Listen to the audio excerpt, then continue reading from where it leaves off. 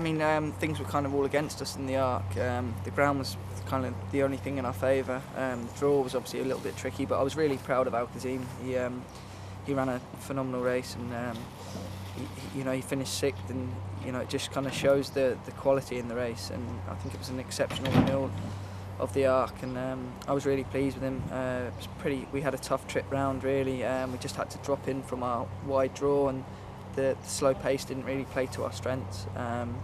But I was really pleased with him. He ran a good race. Yeah. And do you think that will be it for him now, or do you think there's a chance that he could go to Champions Day for the Champions Stakes? I'm not sure. I would imagine that'll probably be. He had a tough enough race in the arc, so he's had a long season. So I should imagine. I'm not 100% sure, but I should imagine that'll probably be his last race. Okay.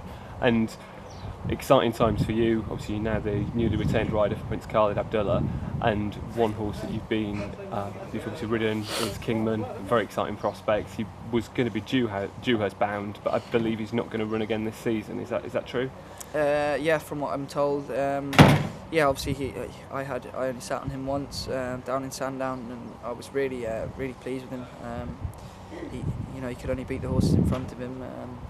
Obviously he's got a massive reputation, but I think a lot's been said about that. But he felt like a clearly kind of nice horse to me. So. And it must be so exciting to go into the winter with a horse like that to look forward to for races like the 2,000 guineas next season. Oh, definitely, yeah. I mean, even when you get the kind of horses in training list, when Teddy gives me that, you go through all the pedigrees of, the 2-year-olds and all the rest of it, and you have to pinch yourself. Really, the pedigrees are pretty outstanding. So, obviously looking forward to him, and hopefully there's a few more in there that'll emerge.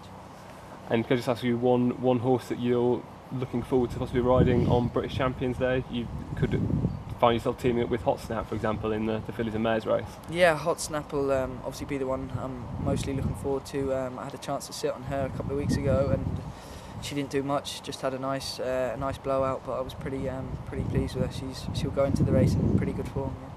And can I just ask you, you've ridden against these two horses. It could be the final race that we see Dawn Approach and Toronado versus each other in the QE2 on Champions Day. Do you have a take on the race? Listen, it'll be it's great they're running against each other again, and it'll be a great race to watch.